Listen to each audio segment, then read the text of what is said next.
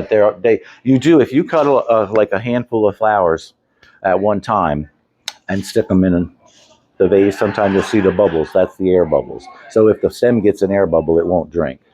It'll go, We had a florist in here years ago who said about the outdoor flowers bringing them in not lasting, and she said one of her things because the flower was used to being outside in sunlight. Then when you bring it inside, it doesn't have that natural sunlight anymore. That's why they die faster. No, the minute you cut it off the plant, it starts to die.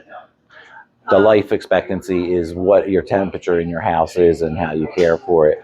But it's like a sunflower. If you take care of a sunflower and you change the water every day and cut a little bit off the bottom, they will last 2 or 3 weeks.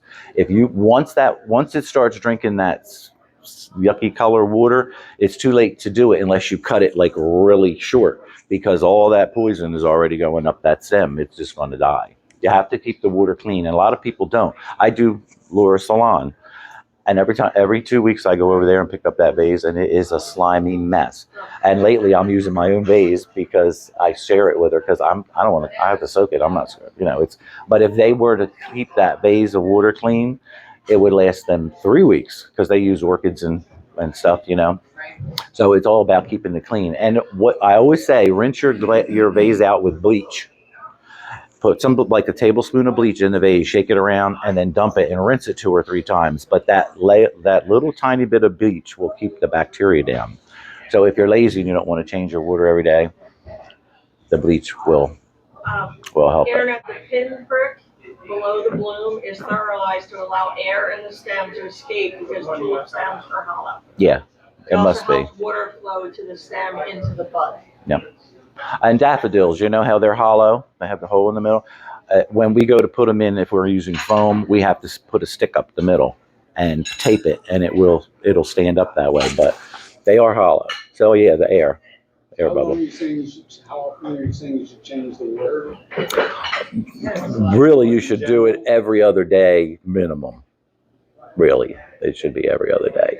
But if you can look at the water and see it, if it's not clear or it starts to get a little debris, because I always put pebbles or stones in my bottoms of my clear vases, because sometimes there's like the greens have a little bit of dirt or whatever on them that you don't get off, so you don't see that on the bottom of the vase, so the stones cover it up. But if you see the water starting to change color, that means you need to change the water.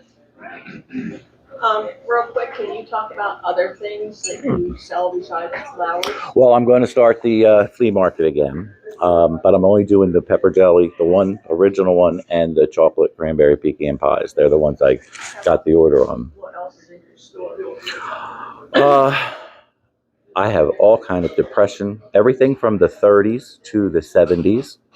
I just got a big box of 80s. I have to show you Disney stuff, Disney characters from the 80s. With Disney characters that I know who they are. Okay, because usually I don't know who they are now, but they're nifty. I'll show you. I just got them the other day. I haven't even opened the box out yet.